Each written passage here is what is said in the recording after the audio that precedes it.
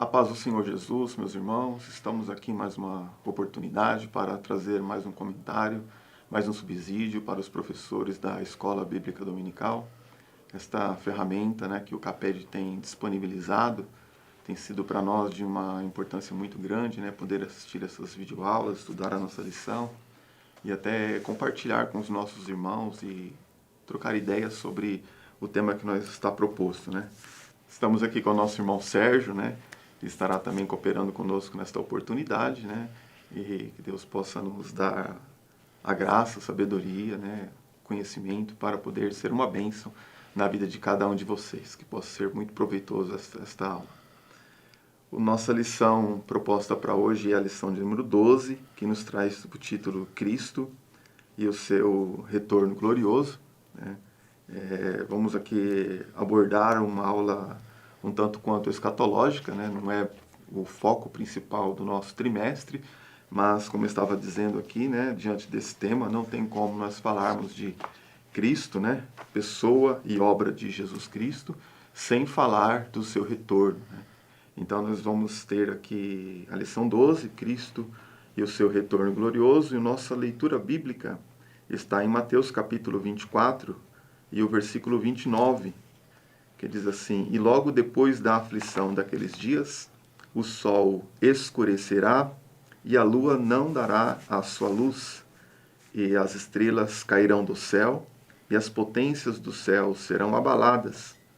Então aparecerá no céu o sinal do Filho do Homem, e todas as tribos da terra se lamentarão, e verão o Filho do Homem vindo sobre as nuvens do céu, com poder e grande glória. E ele enviará os seus anjos com rijo, clamor de trombeta, os quais ajuntarão os seus escolhidos desde os quatro ventos, de uma à outra extremidade dos céus. Nós temos aqui que o nosso texto-chave é o verso 30, que vai nos trazer duas palavras bastante importantes para este tema, Cristo, seu retorno glorioso. Então, no nosso texto-chave, nós temos uma palavra que diz assim: aparecerá no céu. Então, Cristo aparecerá no seu retorno glorioso e as pessoas verão o Filho do Homem. Então, é muito bom em fazer essa distinção, porque nós sabemos que na ocasião do arrebatamento, que nós vamos entrar nesse tópico ainda, está bem aqui, as pessoas não o verão, mas na ocasião do seu retorno glorioso. Então, esse texto-chave aqui é de grande importância para esse tema. Para refletir, a volta de Cristo será um acontecimento marcante para o mundo e, ao mesmo tempo, apoteótico para a igreja. Me permita dirigir uma palavra de oração. Querido Deus, diante desta oportunidade que nós estamos aqui nesta noite para trazer-nos este comentário para esta lição bíblica de escola dominical, pedimos que o Senhor nos conceda graça, nos conceda unção, sabedoria, autoridade do Teu Santo Espírito, para ser uma bênção, um canal de bênção para todos que estão envolvidos nesta obra. Continua abençoando, Senhor, esse departamento de ensino da Tua igreja. Abençoa Teu Filho que está aqui também conosco nessa ministração desta aula. Assim pedimos e agradecemos em nome de Jesus. Amém. Então, o irmão Sérgio quer trazer para nós uma introdução também aí dos seus estudos. Amém. Pai do Senhor, querido professor, graças a Deus por esta oportunidade de novamente estar aqui trazendo subsídio, E o nosso propósito aqui não é dar a aula em si, mas trazer material, insights, ideias, para que você possa preparar o seu conteúdo, A nível de introdução, eu quero dizer que já foi mencionado que é impossível, estudar cristologia e não se deparar com uma das divisões da teologia sistemática aí, que é a escatologia, A escatologia, o clímax dela é justamente o retorno de Cristo em dois momentos, No primeiro momento apenas para a igreja, no segundo momento para todos os olhos, E, e bem verdade é que o termo escatologia é novo, né? Começou a ser utilizado ali no século XIX, porém, tudo que compõe essa doutrina, que é justamente os sinais que antecedem a volta de Cristo, as profecias em relação à pessoa de Cristo, né, nos últimos tempos, nos últimos dias, as profecias em relação a Israel, as profecias em relação à própria igreja, tudo isso encontra a sua sistematização ali no que nós chamamos de escatologia.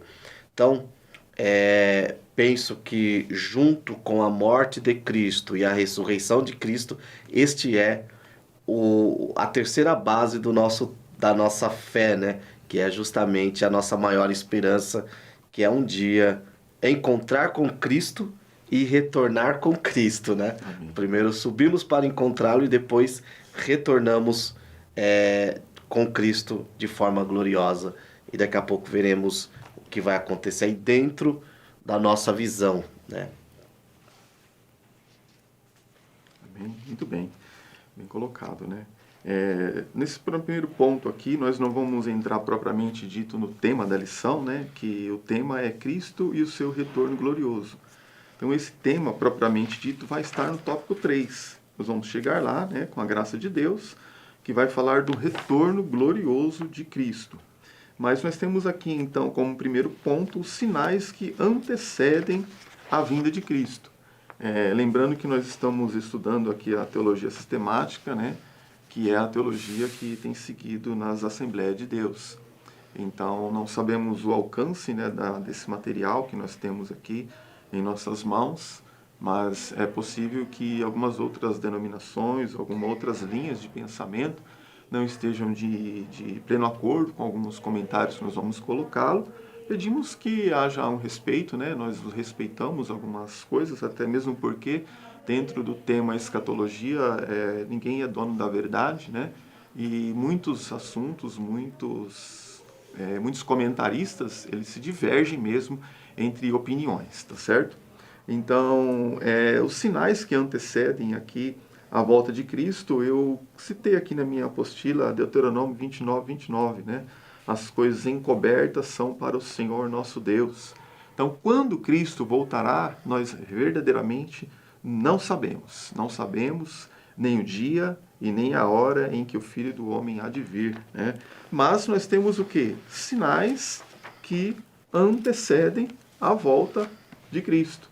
Então, nós podemos estar com a nossa atenção voltada para estes sinais, né? Até mesmo porque a palavra de sinais que antecedem a volta de Cristo está com base no versículo de número 3 de Mateus capítulo 24, né? Porque os discípulos, eles fizeram uma pergunta para Jesus, né? Quando acontecerão estas coisas e que sinal haverá da tua vinda e do fim dos tempos? É uma pergunta aqui que precisava ser dividida em 3 pontos aqui e que levaria muito tempo para se discorrer sobre a resposta dessa pergunta. Mas dentro do que está proposto para nós nesse primeiro tópico, é essa pergunta que eles fizeram: que sinal haverá da tua vinda? Vamos deixar o sinal do fim do mundo para uma outra ocasião, né? Porque aqui a pergunta ela foi muito abrangente, mas vamos entender aqui que sinal haverá da tua vinda. E então foi proposto para nós aqui alguns sinais na nossa lição. O comentarista teve a graça de Deus de colocar essa lição de uma maneira simples, bem clara, em que talvez uma pessoa que possa dizer: eu li o Apocalipse 1, 2 vezes, não tive compreensão. Se você fizer uma leitura cuidadosamente desta lição, você vai ter uma compreensão muito clara acerca desses acontecimentos. Então está muito bem colocado aqui para nós, isso nos ajuda a estarmos diante das nossas classes. E aqui vai discorrer sobre alguns sinais, né, que antecedem a volta de Jesus. Como nós não sabemos o dia e a hora, nós precisamos então estar atentos a estes sinais, né? Todos nós sabemos que sinais servem para advertência, servem para nós nos orientarmos, né? Não ficarmos perdidos, ficarmos advertidos, e sinal também é a garantia de que aquilo irá acontecer, né? Temos aqui sinais catastróficos, que muito se tem visto nos dias atuais, né? Não precisamos colocar aqui sinais que muitos têm visto, que nós presenciamos nesses últimos anos, foi a Covid, né? Um sinal catastrófico que foi uma perca muito grande para a população. E um detalhe que eu peguei quando eu estava estudando sobre a questão da Covid é que em dados mundiais de morte de Covid é 0,18% da população mundial. Então, parece que morreu muita gente, né, 0,18% da população mundial, mas se esses números forem levados em consideração a era apocalíptica ou a era da grande tribulação, quando nós vamos ter 1/3 da população morrendo, é muito maior do que as pessoas que morreram de Covid. Então, se você viu a Covid, se você viu muita gente morrer de Covid, fica firme com Jesus. Não queira passar pelo período da grande tribulação, porque a porcentagem é muito pequena. A palavra vai falar de 1/3, né? E nós tivemos aí 0,18% de população mundial morrendo de Covid, né?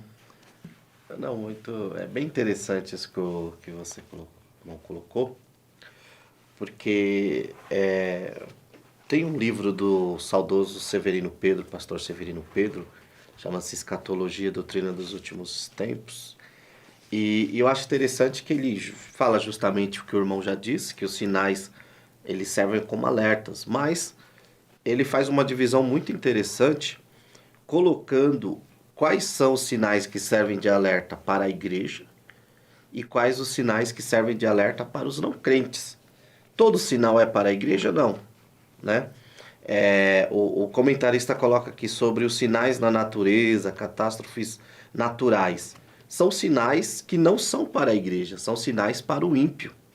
É tanto que é comum diante de uma situação de uma tragédia, de uma catástrofe, aqueles que não conhecem a Cristo dizer é o fim do mundo, né? Meu Deus, o mundo está se acabando. Então, veja que é um próprio sinal, né? E claro, é um sinal também que a natureza, assim como os filhos de Deus, estão ansiosos pelo o dia da redenção, né? O dia do retorno de Cristo. E daqui a pouco, num momento certo, falaremos sobre isso, né? Nós temos o surgimento de pragas, como o irmão bem colocou, né? O Covid, ele foi um grande sinal, eu diria, por mais que a igreja como um todo tenha se assustado, e permita-me, o irmão, eu acho que é interessante o professor trazer isso, até de forma, alguns cristãos se desesperaram até de forma descontrolada, porque essas pragas, as pestes, as doenças são sinais para o ímpio. Lembro-me que durante esse período de pandemia, muitos cristãos falando, agora Jesus volta. E eu sempre dizendo, Jesus não volta agora. Porque se você também estudar ali o próprio discurso de Jesus, ele vai falar que vem tudo isso, né, todos esses sinais como princípios de dores, e quando eles estiverem dando-se em casamento, né, tiver um dia em paz, comum, todo mundo trabalhando, aí sim vem o fim, né? Nós vemos, e quais são os sinais que são para a igreja? O aumento da iniquidade que faz esfriar o amor. Isso é um sinal para a igreja. Então, eu tenho que olhar e falar, opa, Jesus está voltando, eu tenho que me preparar, eu preciso retornar ao primeiro amor. É quando eu vejo a iniquidade aumentando dentro da igreja a ponto de esfriar o amor dos irmãos. A perseguição aos escolhidos é um sinal para a igreja. Por quê? Porque o ímpio vê um cristão morrendo, na mente dele é só mais um que morre, por causa de uma religião. Nós, como crentes, e aí pegando um pouco do panorama das perseguições aos cristãos, nós olhamos e falamos, opa, esse é um sinal de que o Cristo está voltando. Então, com base nisso, podemos dizer que Jesus, ao subir ao céu, né, quando estava ali no cenáculo reunido com os discípulos, ali já começou o princípio de dores, começou todo essa primeira fase dessa escatologia cristológica, por assim dizer, né?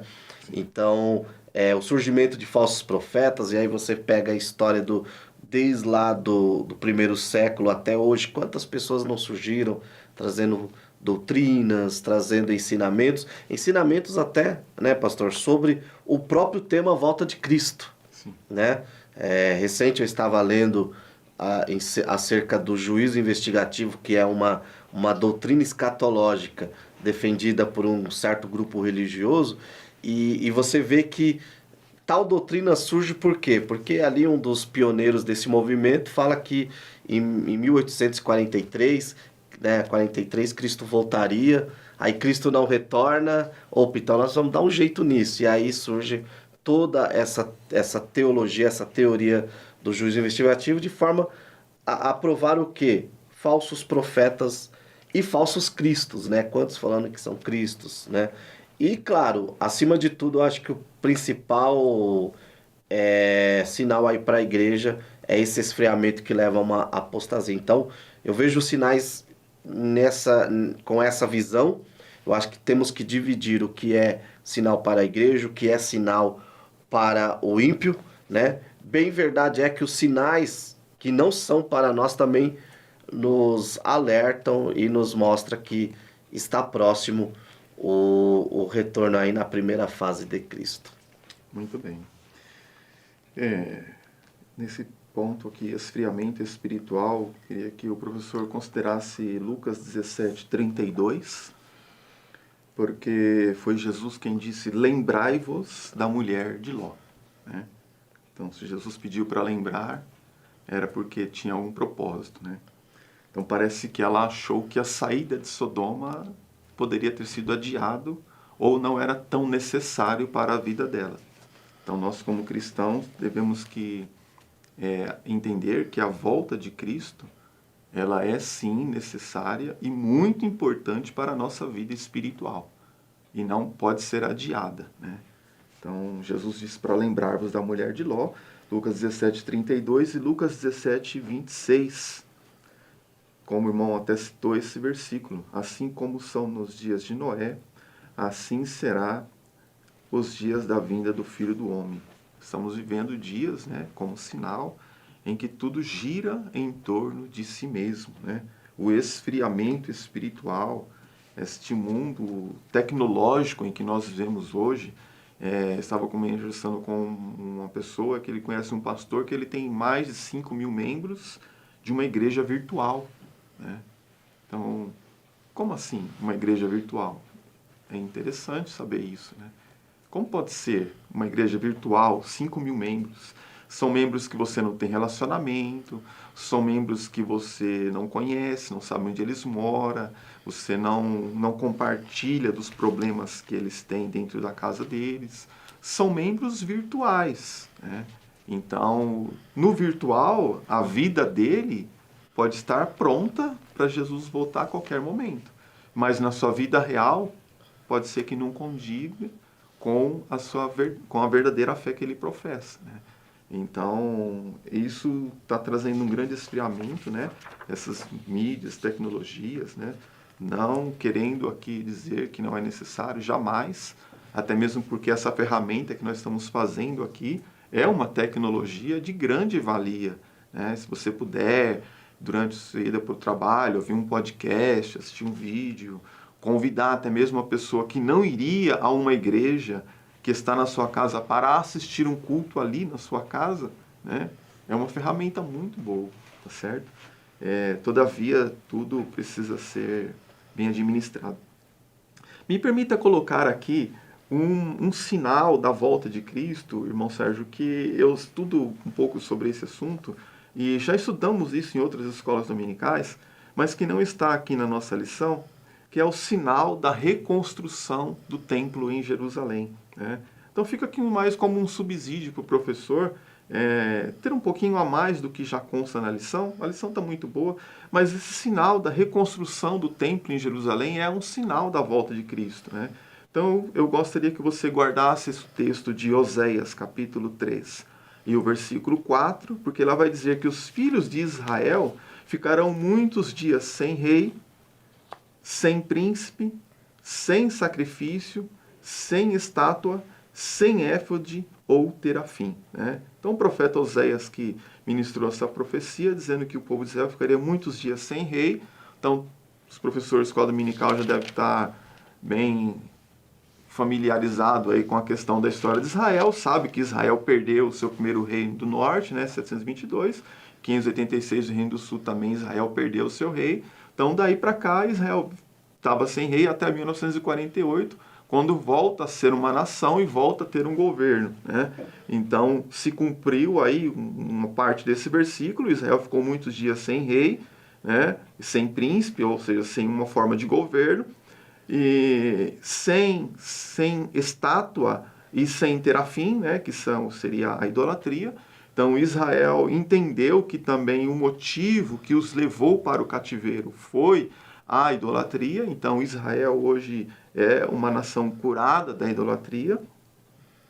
Entretanto, nesse mesmo versículo diz que ficaria muitos dias sem sacrifício e sem o éfode, né? Então, o sacrifício está ligado ao quê? Está ligado ao templo. O éfode está ligado à vestimenta sacerdotal. Então, existe o Instituto Bíblico, Instituto do Templo, né? Um assunto muito gostoso de se estudar, se você tiver oportunidade. Dá uma estudada um pouco sobre isso. O Instituto do Templo foi fundado em Israel em 1984 pelo rabino Israel Ariel. E segundo esse Instituto do Templo, eles têm muitos utensílios para a construção do terceiro templo em Jerusalém. Eles têm muito. Inclusive, eles mostraram que foi gasto R$800 mil para se fazer uma roupa de um sumo sacerdote. Eles têm escolas para os levitas, onde eles estão estudando como que eles devem proceder no templo. O candelabro, foi gasto mais de $1 milhão para se fazer o candelabro. E esses preparativos para a reconstrução do terceiro templo em Jerusalém é um sinal da volta de Cristo, né? Porque nós sabemos que esse terceiro templo será o templo que será profanado pelo anticristo. Está aqui em Mateus 24, versículo 15. Portanto, quando vires que a abominação da desolação de que falou o profeta Daniel está no lugar santo, né? Então, essa abominação da desolação é o quê? Uma profanação do templo, né? Uma profanação do templo que acontecerá no governo do anticristo. Então, para se profanar esse templo, ele precisa ser construído. Então, a reconstrução do terceiro templo em Jerusalém é um sinal da volta de Cristo. E quando nós vemos a movimentação que Israel está fazendo para reconstruir esse terceiro templo e o cumprimento da profecia de Oséias 3 e 4, né? Muitos dias sem rei, sem estátua, sem terafim, sem sacrifício e sem éfode. Então, aqui, essa profecia aqui, digamos que 70% já está se cumprindo aí deste versículo, né? Então, fica aí como um dos sinais. Vamos para o segundo ponto? Vamos. O segundo tópico aqui fala da primeira fase, né, da segunda vinda de Cristo. E aqui só a nível de introdução, como o próprio pastor Jurandir colocou, talvez esse vídeo alcance pessoas que pensem diferente, né? Mas aqui nós estamos trazendo uma visão que nós, assembleanos, cremos, né? Historicamente, nós somos aí o que eles chamam de pré-milenistas, né? Que é uma das escolas que interpreta justamente a volta de Cristo em duas etapas. A primeira é apenas para a igreja, que é essa primeira fase, né? Que é a fase pós-princípios de dores, né? Nós cremos que a igreja não passará pelo que eles chamam de grande tribulação. Por quê? o Severino Pedro, no seu livro de escatologia, ele fala que todos esses sinais, todos esses princípios, todas essas dores, é dividido em duas etapas. Os princípios de dores, que é o que nós estamos passando agora, né? E depois dessa primeira vinda de Cristo, e aí começa a grande tribulação, que também é dividida em duas partes. 3 anos e meio ali de paz, e depois 3 anos e meio onde o anticristo revela todo a sua verdadeira face e traz aí o seu grande propósito, que é justamente profanar esse templo. E só fazendo um adendo, pastor, eu achei muito interessante esse ponto que você tocou, que eu tinha até anotado aqui, e poucas pessoas falam da reconstrução de um terceiro templo em Israel como um sinal, né? E nós sabemos que eles estão construindo esperando o Messias, mas a história, uma leitura da história nos mostra que o templo é necessário para se cumprir também a profecia acerca do anticristo, né? Quando ele entrará no templo de Deus, querendo falar como Deus, receber a adoração como Deus, e aí alguns judeus vão se opor àquilo, então eles vão clamar pelo verdadeiro Messias, né? Ainda trazendo aí um pouco dessas diferentes escolas escatológicas, por assim dizer, nós temos o pré-milenismo histórico, que é uma escola que defende o quê? Que a segunda vinda de Cristo, ela vem pós-tribulação, né? Só que ela vem numa única sequência, né? Ela não fala em duas etapas como nós cremos. Nós temos aí o amilenismo, que defende o quê? Que a segunda vinda de Cristo também é pós-tribulação, e interpreta o Apocalipse de forma literal, né? No amilenismo, o milênio não é visto como um período literal de 1000 anos, e sim espiritual, que já começou naquilo que eles chamam da primeira vinda de Cristo, quando Cristo adentra ali no santuário, enfim. Nós temos o pós-milenismo, que defende uma segunda vinda de Cristo como sendo pós-tribulacional, e também uma interpretação não literal do Apocalipse, né? Então são essas escolas. Mas, como já falei, nós como assembleano, nós cremos num pré-milenismo dividido em dispensações, né? Então, essa primeira fase de Cristo, ela acontece primeiro para a igreja, somente a igreja verá Cristo, né? A igreja sobe ao encontro de Cristo, e aqui nós temos a condição dos salvos e a condição dos ímpios. Os salvos, nessa primeira fase, nós cremos que os mortos em Cristo ressuscitarão, né? E junto com nós que estivermos vivos, subiremos ao encontro de Cristo, passaremos ali pelo tribunal de Cristo, onde serão julgadas nossas obras, e depois entraremos nas bodas do Cordeiro, onde cearemos com Cristo, num período ali que alguns colocam de 7 anos, e aí tem uma discussão que eu acho que é interessante o professor pesquisar. São 7 anos literais, como que é, mas assim cremos. Enquanto isso, os ímpios estarão aqui, primeiro, no primeiro momento, gozando de uma certa paz, né? Como diz a maioria dos pregadores, a igreja vai deixar parte da solução para o anticristo, né? Mais empregos, mais casas, então é um momento de paz. E depois, num segundo momento, o anticristo revelando a sua verdadeira face, perseguindo aqueles que não o adorarem, aqueles que não aceitarem ali o seu sinal, né? Que fala de comércio e tal. Então, nesse primeiro momento essa primeira fase da segunda vinda de Cristo, que é o arrebatamento, acontece isso, né? De forma bem resumida. Muito bem. É um tema que um assunto vai nos chamando o outro, né? E fica difícil nós passarmos assim com tanta pressa diante desses assuntos. Mas só queria citar, você pode anotar aí, depois você lê, Daniel 9, 27. Ele firmará uma aliança por muitos por uma semana, e na metade da semana fará cessar o sacrifício e a oblação. Tá? Então dá uma olhada em Daniel 9, 27 e também Daniel 12 e 11. Segunda Tessalonicenses 2 e 4, o qual se opõe e se levanta contra tudo que se chama Deus ou se adora, de sorte que se assentará como Deus, no templo de Deus, querendo parecer Deus.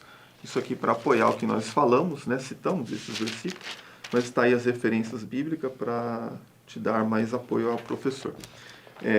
Nesta primeira fase, né, nós entendemos, né, na nossa teologia que a volta de Jesus se dará em duas fases, né? Então a primeira fase ele vem para a igreja e a segunda fase ele vem para Israel, né? Então, se ele vem para a igreja, somente a igreja o verá, né? Os ímpios não verá Cristo. Mas como se dará tudo isso? O arrebatamento da igreja é um milagre, né? É isso que nós precisamos aceitar. Aceitar como um milagre que irá acontecer na nossa vida. Assim como é o milagre do novo nascimento. Como que aconteceu o seu novo nascimento? Foi um milagre. Você se entregou para Jesus e você nasceu de novo. Tudo que tinha que não era de Deus, o Senhor limpou, né? Como que Lázaro ressuscitou? Como que um paralítico foi curado? Foi um milagre. Então o arrebatamento da igreja é um milagre, porque no momento, num abrir e fechar de olhos, os que morreram em Cristo ressuscitarão, os que estiverem vivos serão transformados, e ambos subirão junto para encontrar com o Senhor nos ares. É um texto bíblico isso, né? Mas como pode? É um milagre. Assim como os outros milagres que aconteceram, o arrebatamento também é um milagre, né? Nós, se estivermos vivos, seremos transformados. Os que morreram em Cristo serão transformados, ressuscitarão e subirão juntos para encontrar com o Senhor, né? Então está aí, 1 Tessalonicenses 4,14, 1 Coríntios 15, 35, 51, 52, né? Não há privilégio para quem morreu e nem perca, né? Até mesmo porque esta carta que Paulo escreveu aos Tessalonicenses, ela falou, não quero que vocês sejais ignorantes acerca dos que já dormem, né? Porque não vão proceder, nem nós vamos primeiro, nem eles vão primeiro, mas nós subiremos juntos, né? 1 Tessalonicenses 4 e 15, e tudo isso acontecerá numa fração de segundos, né? Por isso nós dissemos que é um milagre. O Senhor Jesus disse que seria vinda, seria repentina, né? Como um ladrão de noite. Paulo vai falar isso também, 1 Tessalonicenses capítulo 5, versículo 2, porque vós mesmos sabeis muito bem que o dia do Senhor virá como o ladrão de noite. E no versículo 4, mas vós, irmãos, não estáis em trevas, para que aquele dia não vos surpreenda como um ladrão, né? Então o ladrão não manda aviso, Cristo também não manda aviso, né? Ele apenas, nós sabemos que ele vem, não marcou o dia que vem. O ladrão age repentinamente, não demora muito no local do crime. Cristo vai agir muito rápido, vai ser num abrir e fechar de olhos. Ele vai raptar a igreja. O ladrão só leva as coisas preciosas, né? Muitas coisas grandes é deixado para trás. Cristo vai vir buscar a sua igreja preciosíssima, né? Que ele mesmo comprou, né? Esses salvos que subirem com Cristo, para os irmãos verem como a lição é muito, muito extensa, mas esses salvos que subirem com Cristo, eles subirão para o julgamento das suas obras perante o tribunal de Cristo e em seguida para as bodas do Cordeiro. Esses salvos subirão para o dia de Cristo, e aqui está assim, a condição dos salvos e condição dos ímpios, né? Então o comentarista aqui nos deu assunto para muita coisa, né? Então a condição dos salvos é estar com Cristo nessa semana, né? Essa última semana que vai se cumprir, desfrutando do julgamento das obras e do tribunal de Cristo, né? Seguido das bodas do Cordeiro. Então o dia de Cristo acontece no céu e na terra acontece o grande e terrível dia do Senhor, né? Durante esse período em que a igreja estará com Cristo.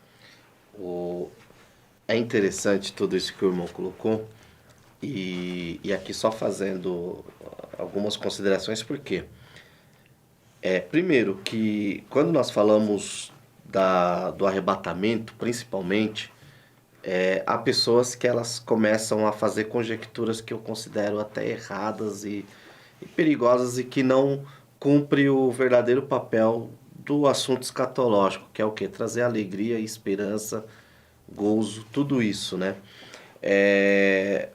Mas dentro dessa pequena parte aqui, pode surgir alguns temas, subtemas, por assim dizer, que vão com certeza exigir um pouco mais de você, professor, né? Na condição dos salvos aí, o próprio pastor já citou a questão do Tribunal de Cristo, né? Claro, não é o objetivo, mas eu acho que e penso que o professor tem que estar preparado para trazer ali de forma panorâmica o que é o tribunal, o que vai ser julgado e deixar bem ciente que esse tribunal de Cristo não é para condenação, é para obras, para galardão, né? As bodas do Cordeiro talvez não tenha a mesma polêmica do tribunal, mas pode ser que surja, né? E do lado aqui da condição dos ímpios, penso eu, pastor, que o grande tema que pode ser que o professor tenha que se atentar muito é a figura do anticristo, né? E o irmão já citou aí amplos versículos, né? E tem um versículo de 1 João, capítulo 2 e o versículo 18, que diz assim: Filhinhos, esta é a última hora, o anticristo está vindo. Então veja que João fala de o anticristo, ou seja, um anticristo, uma pessoa, está vindo. Porém, muitos anticristos já têm levantado, conforme ouvistes. Por isso sabemos que é a última hora. Então, eu acho que o professor tem que ter o cuidado para não ficar conjecturando. Por quê? Recente, ouvindo um programa, eu tive a infelicidade de escutar uma pessoa falando que, na opinião dela, o Macron, presidente da França, era o anticristo. E eu fiquei pensando, né, rapaz, o cara não consegue resolver nem os problemas do país dele, como que esse vai ser o anticristo? Por quê? A figura do anticristo, ou o próprio anticristo, ele vai ser uma pessoa que vai surgir ali no momento da história, né? Devido nós temos essa esperança que já é a última hora. Pode ser que ele já esteja aqui, pode ser que, né, esteja estudando, enfim, se preparando, mas vai ser uma pessoa que vai vir com soluções, umas soluções mundiais, né? E quando fala que muito se tem feito anticristos, e aí eu quero novamente trazer a ideia do templo, né? Quando Jesus, em Marcos 13, 14 e no próprio livro de Mateus, fala dessa abominação, Cristo está utilizando de um texto lá de Daniel, capítulo 11, 31, que teve cumprimento 2 vezes literal na história, para mostrar um pouco do perfil desse anticristo, né? Então nós vemos o quê? Que no primeiro momento, lá em 168 a.C., quando Antíoco Epifânio invade o templo e sacrifica ali um animal a Zeus dentro do templo, né? No lugar santo dos santos, ele está abominando. E depois, em 70 depois de Cristo, nós temos ali a figura do general Flávio Tito, que saqueia o templo de forma desrespeitosa. Então, são sinais. Então, você estudando o perfil dessas duas figuras, você tem um perfil de quem é o anticristo. Uma pessoa que, com certeza, que vai influenciar, uma pessoa que tem ali certos poderes, né? Tanto políticos como militares. Então, eu penso que você, professor, tem que estar preparado para que de repente pode ser que surja ali no meio dos seus alunos dúvidas quanto a esse tema. Lembrando que não é o ponto principal ou a tônica da aula, porque a tônica da aula é como disse bem o pastor, a partir do 3º parágrafo, né, que começa assim o tema em si, que é o retorno glorioso de Cristo. Nós teríamos aqui o tema está no 3º tópico da lição, né? A segunda fase, o retorno glorioso, né? Nós falamos de muitas coisas aqui e precisaria um pouco mais de tempo aí para você estar meditando, né? É bom sempre ler alguns textos da Bíblia, mesmo que você conheça esses comentários e relembre de alguns deles, é bom dedicar um pouco de tempo à leitura do texto na Bíblia, né? Eu acho que isso é bastante importante, né? Só colocando aqui, eu falei da ressurreição dos salvos, que vão ressuscitar para subir e encontrar com o Senhor. Na ocasião do arrebatamento da igreja, o mundo não verá Jesus Cristo vindo. E também não haverá ressurreição de ímpios, né? Eles não ouvirão o som da trombeta tocar, do anjo tocando a trombeta e os cristãos subindo. O mundo não verá isso, né? O mundo vai sofrer como quando se chega numa casa e se constar que o ladrão esteve ali e levou alguma coisa. Então o mundo vai ter esse sentimento, né? E muito bem colocado, eu também tenho esse pensamento que com o arrebatamento da igreja, o anticristo vai ter material de sobra para trabalhar na administração de muitas coisas, né, em questões sociais e financeiras, né? Quantos cristãos deixarão seus cargos, seus patrimônios aí, né? Muitas vagas de emprego vão surgir, tá certo?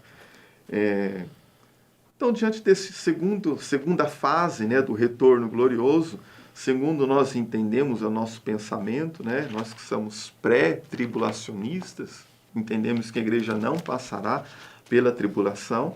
Esse retorno glorioso de Cristo é a segunda fase da sua vinda, né, em que Cristo virá para a nação de Israel, né?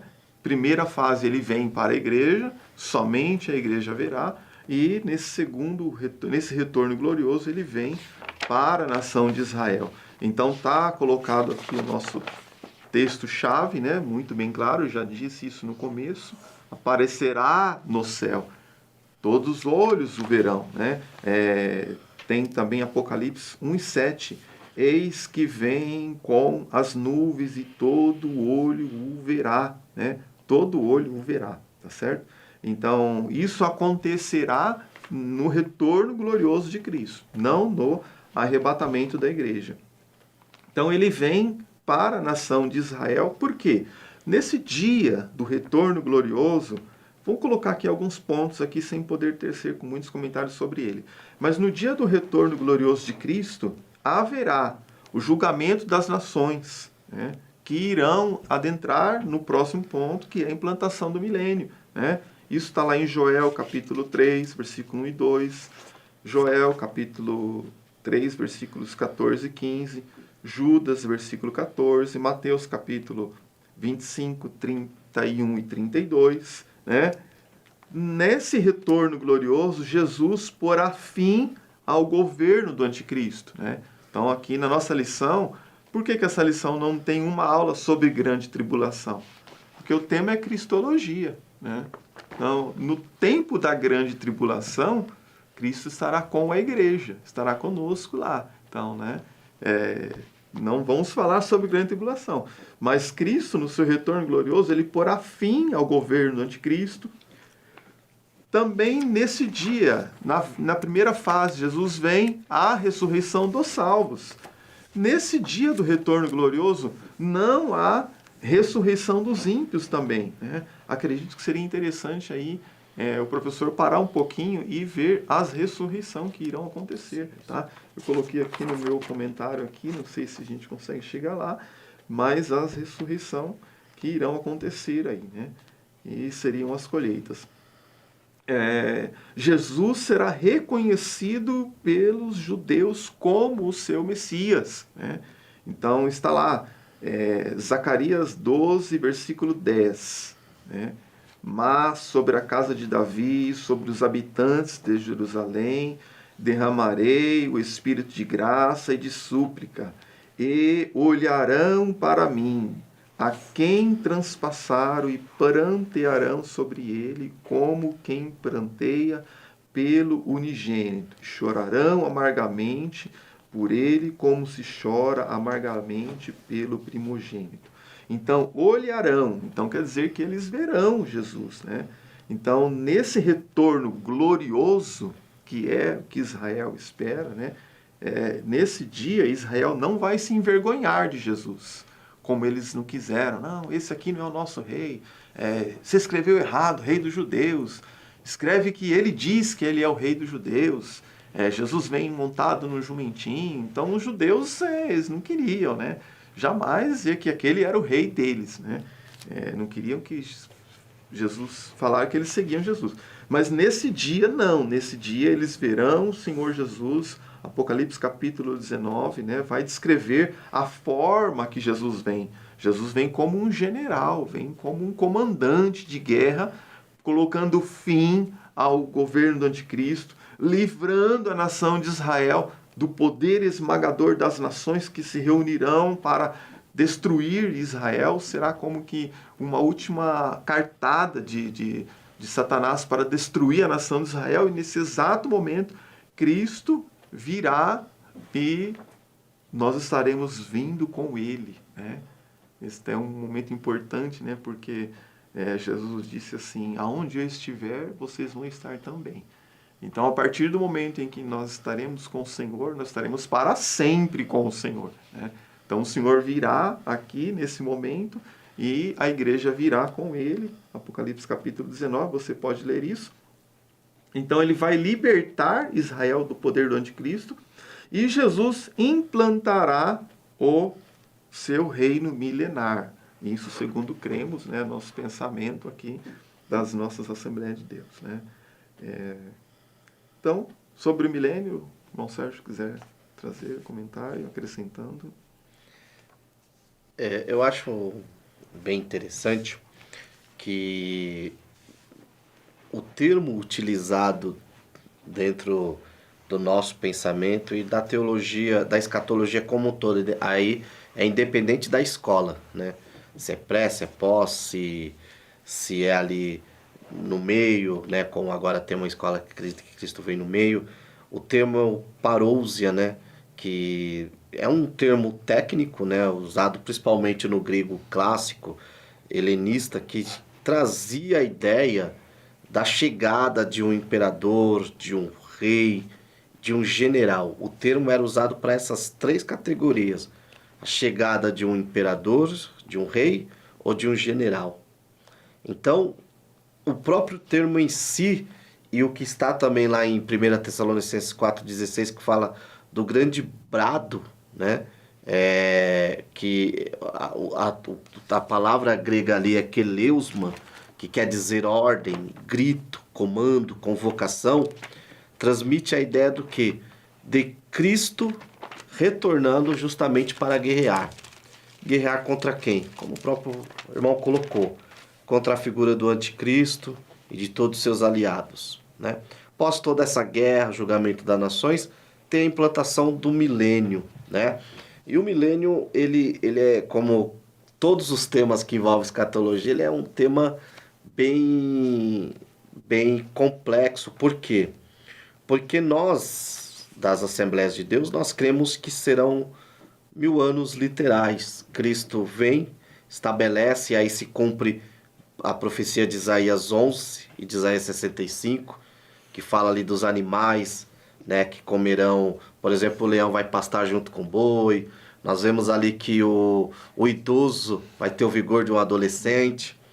E por que ainda não é o reino estabelecido? Porque se você lê as escrituras, principalmente de Isaías, que Isaías ele traz muita alusão sobre isso, nós vemos que haverá pecado ainda, né? Haverão pessoas que tentarão se rebeliar contra Cristo nesse período de 1000 anos. Então, por isso que nós não cremos que é o reino definitivo. Mas a pergunta é, para que um reino de 1000 anos, a implantação de um reino de 1000 anos? Porque Deus fez promessas que envolvem Israel como sendo o cabeça das nações.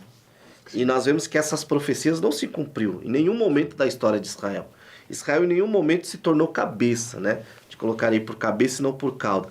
Nesse período, Israel será a cabeça, será a cabeça política, a cabeça espiritual do mundo, onde diz, por exemplo, que uma vez por ano todos os reis, né, todos os povos irão a Jerusalém dobrar-se diante de Cristo. Isso acontecerá lá no milênio, né? Então, eu penso que o grande objetivo desse período é Deus cumprir as suas palavras acerca de Israel, né? Nesse período, Israel vai evangelizar, né, aquelas nações que não foram destruídas no julgamento das nações, né? O Severino Pedro, eu acho interessante que ele vai falar que haverão nações que se converterão totalmente a Cristo. Aí vai se cumprir Joel 2. E derramarei do meu espírito sobre toda a carne. É aqui que vai se cumprir parte disso. Por quê? Porque será um verdadeiro avivamento. As nações vendo Israel como cabeça e aquela conversão nacional de Israel, muitas nações se converterão também a Cristo, né? Por outro lado, nós vemos que a própria escritura, principalmente de Isaías, mostra que haverá nações que vão ali planejar já uma rebelião que vai acontecer, que é no final do milênio, onde haverá uma última rebelião ali de Satanás, que algumas nações, algumas pessoas que nasceram no período do milênio vão mais uma vez intentar contra o Cristo, o Filho de Deus. Mas eu penso que o professor tem que se atentar a isso. Qual que é o objetivo? O objetivo é Deus cumprir em Israel as suas promessas. E eu vejo, pastor, aqui uma coisa fantástica. Deus não esquece das suas promessas. Sim. Porque tudo que Israel fez, a forma que Israel rejeitou o Cristo, Deus poderia muito bem falar, não vou cumprir nada o que eu prometi para Israel. Uma nação de reis, uma nação sacerdotal, uma nação que vai ser cabeça das nações. Mas Deus faz questão de cumprir porque é a palavra dele. Eu vejo isso de forma gloriosa. E claro, e a igreja estará ali, como você falou, de forma gloriosa. O Severino Pedro, no seu livro de escatologia, ele fala que nesse período a igreja vai ter acesso ao céu e à terra. Unicamente a igreja. Israel não terá esse direito. Por quê? Porque esse acesso ao céu é um privilégio unicamente da igreja, corpo de Cristo. E aqui nós estamos falando de uma nação, Israel, que vai se render ao Cristo, mas não participará de algumas bênçãos que a Bíblia fala que é reservada para a igreja. Como a igreja não vai participar de algumas bênçãos que são reservadas para Israel. Então, o milênio é um ponto assim onde Cristo vem cumprir muitas das suas promessas direcionadas à nação de Israel. Sim. Até mesmo porque o Senhor Jesus, ele veio como homem, né? Ele veio, se humilhou, abriu mão de tudo que tinha para vir aqui na Terra. Então, acho que o mais difícil foi o que Jesus fez. Vir como homem e aniquilar tudo que tinha. Aniquilar todo o seu poder, todo o seu trono de glória, onde ele estava, ele aniquilou tudo isso. Então, isso foi mais difícil. Agora, para ele vir reinar, acredito que está muito mais fácil, né? Então, o Senhor vai cumprir, sim, essas profecias, são muitas palavras proféticas, né? Que se cumprirá Israel, Jerusalém será a capital do governo de Cristo, né? Nós oramos, Senhor, venha ao teu reino, né? Tanto no céu como na terra. Então, haverá Jesus sendo rei, reinará. A Bíblia diz que o Senhor será rei sobre toda a terra, né? Está lá em Zacarias 14:9. Jerusalém como capital do governo, Zacarias 8:22. Jesus será rei sobre toda a terra, Jeremias 23:5. A terra será sarada do poder do pecado. A criação geme. Está aqui, está na lição, né? Romanos 8:22. Eu li isso na lição também.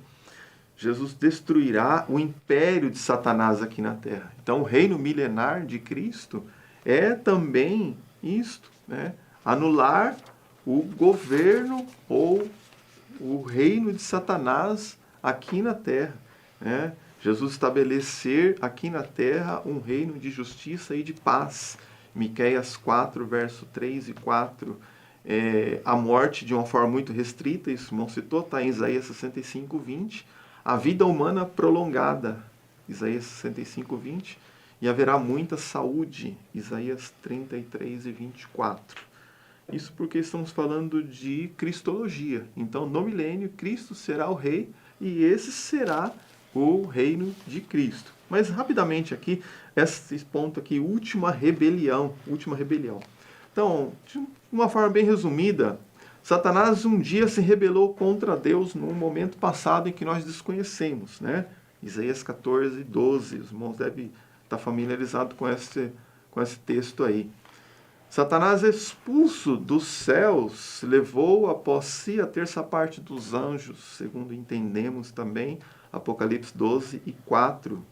Satanás, expulso dos céus, estabeleceu o seu trono em regiões celestiais, que é as regiões ao qual nós lutamos, né? Efésios 6 e 12. Lutamos contra principados em regiões celestiais. Satanás não foi colocado em nenhuma prisão, né? Por ter se rebelado contra Deus. Então, eu vejo muitas teorias aí de Satanás, que será aniquilado, que ele está preso. Né? Nós não cremos assim. Nós cremos que ele tem o seu poder limitado por Deus sempre. Está lá o livro de Jó, Satanás estava solto. E por que ele não fez o que queria com Jó? Porque o poder dele estava limitado por Deus. Né? Por que ele não destruiu Pedro? Jesus falou: "Ô Pedro, Satanás me pediu para destruir, se andar você, mas eu roguei ao Pai." Então, né, Satanás foi colocado, não foi colocado em nenhuma prisão. Essa referência que eu citei, né? E Satanás será precipitado na terra na ocasião do arrebatamento da igreja. Depois você lê Apocalipse 12, 7 e 8. Né? Eu entendo que se Satanás foi precipitado para regiões celestiais e Jesus vai vir buscar a igreja, na ocasião do arrebatamento da igreja, aqui na terra vai ser período de grande tribulação. Então Satanás ele é precipitado na terra. E a Bíblia diz assim: ai dos que habitam na terra. Então eu entendo que o reino das regiões celestiais está sendo limpo para que a igreja possa passar. Né? Então o Senhor Jesus precipitando Satanás na terra. Né? Então, por isso que na grande tribulação, Satanás terá grande poder aqui na terra. Inclusive, ele vai dar esse poder para o anticristo. Apocalipse capítulo 13, versículo 2. No final da grande tribulação, Satanás será derrotado por Jesus e preso por 1000 anos. Então, aqui fala da última rebelião, né? Porque a gente estava aqui no ponto anterior, que era o milênio, em que Satanás estava preso por 1000 anos. Né?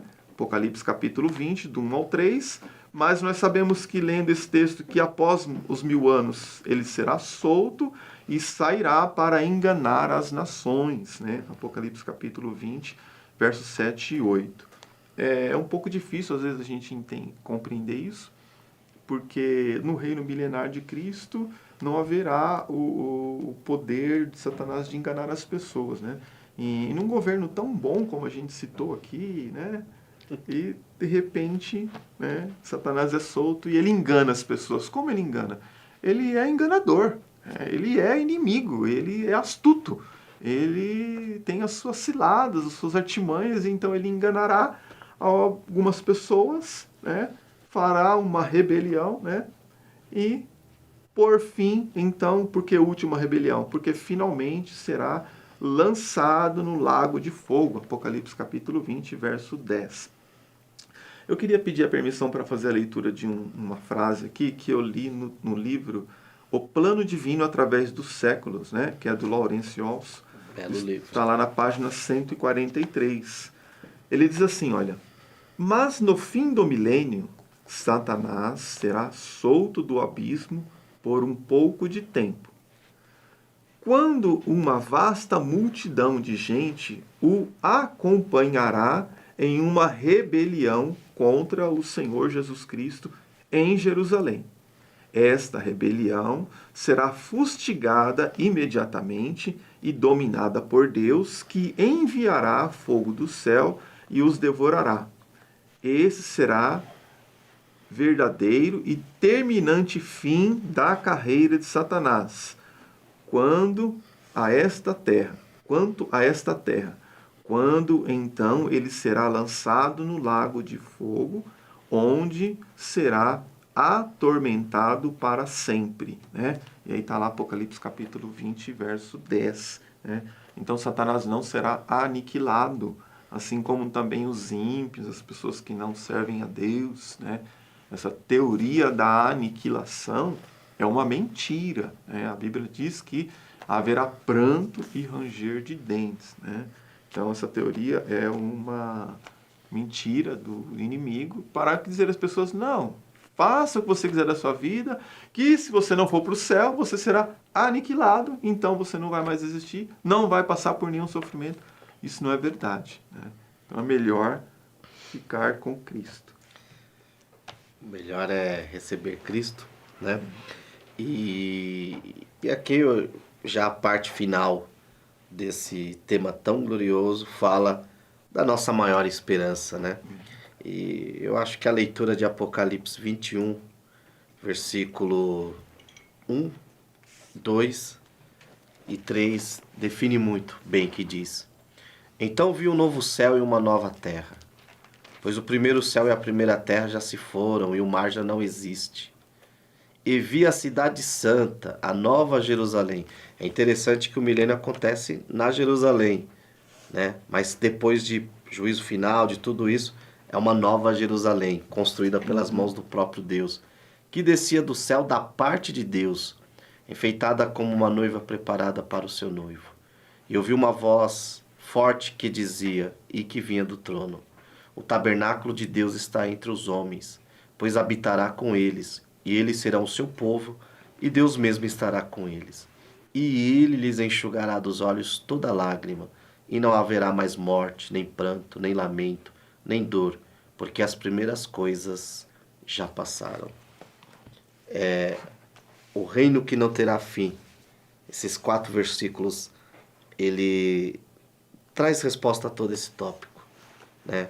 Depois de tudo isso, a nossa maior esperança é estar ali naquela cidade e poder gozar de tudo aquilo que Adão e Eva perderam, só que agora dobrado, né? Porque eu sempre costumo dizer que o céu só é o céu, que a Nova Jerusalém só será a Nova Jerusalém, um lar tão acolhedor, tão gostoso, tão glorioso, porque o Cordeiro de Deus, o Cristo, nosso Salvador, ali estará.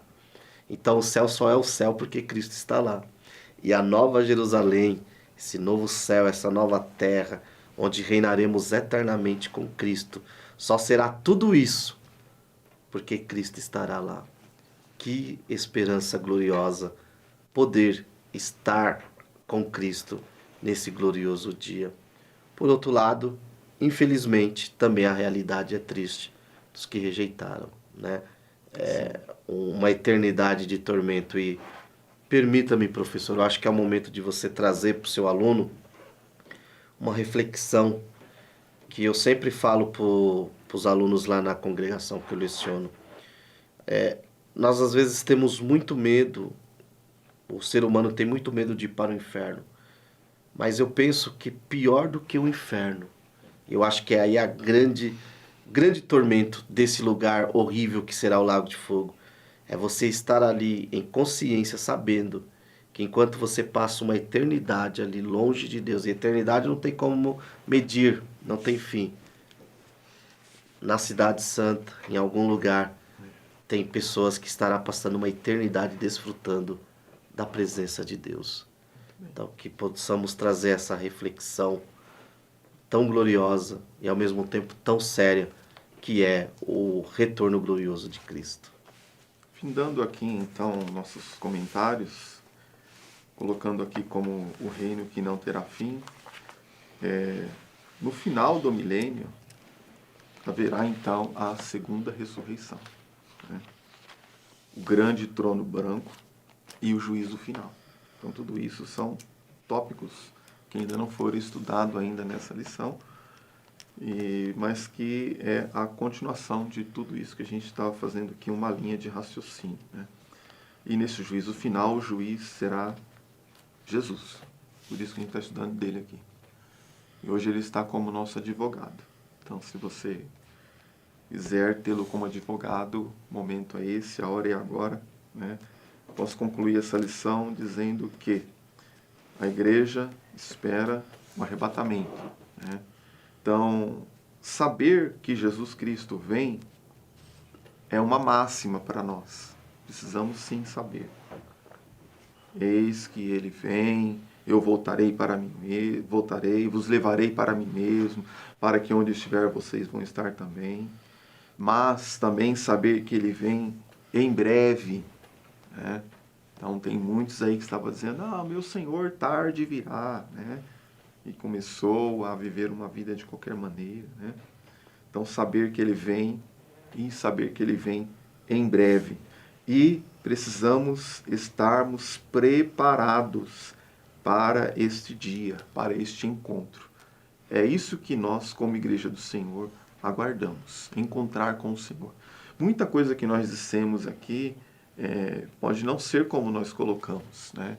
Eu posso estar equivocado aqui de alguma coisa, o irmão Sérgio também, mas isso não é pensamento meu, o que ele falou também não é pensamento dele. Nós seguimos uma linha de pensamento de algumas pessoas teólogos que estudaram muito, mas que mesmo assim eles podem sim estar enganados. Todavia, o que nós não podemos estar enganados é quanto à salvação da nossa alma, é quanto este retorno de Jesus Cristo e a nossa estadia eterna com Ele, tá certo?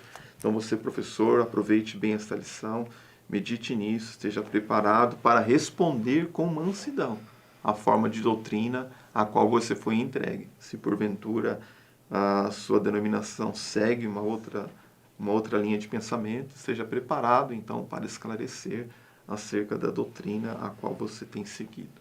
Amém? Que Deus em Cristo os abençoe e vocês possam tirar um bom proveito desse pequeno comentário, né? É apenas um pequeno subsídio, mas ore a Deus, leia a Bíblia, estude um pouco mais, pesquise alguns livros e Deus certamente vai estar abençoando você neste domingo, onde você estará ministrando esta escola bíblica dominical. Também, a fim de concluir, quero dizer que foi muito bom mais uma vez estar aqui com o irmão e dizer que Cristo breve voltará e que nós devemos amar o retorno de Cristo.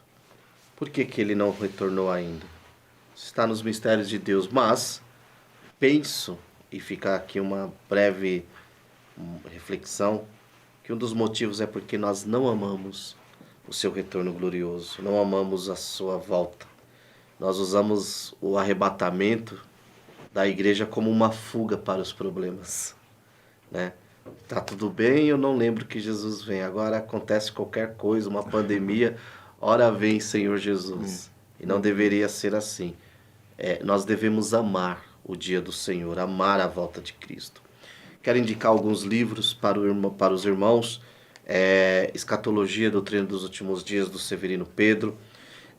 O Plano Divino através dos Séculos, que é um livro fantástico também, né? Uma boa teologia sistemática, tem uma teologia sistemática pentecostal, que é muito boa. O Ciro Sanches, ele disserta ali sobre vários temas da escatologia, né? Enfim, e acima de tudo, como bem colocou o pastor, a Bíblia. Então você tem a oportunidade de tirar dúvidas dos seus alunos, apresentar um tema que é base e é basilar da nossa fé, né? Esse é um tema que não temos como fugir, porque é a nossa maior esperança. Então, o desejo do meu coração, professor, que Deus te abençoe e que, como eu sempre digo, aqui nós lançamos caminhos. Foram lançados muitos caminhos, né? Várias fontes para você pesquisar. Que você possa ver essa videoaula, ir atrás de fontes, preparar o seu esboço, seu estudo, sua apostila e, acima de tudo, orar para que Deus abra a mente dos seus alunos para compreender o tema que é importante. Que Deus abençoe.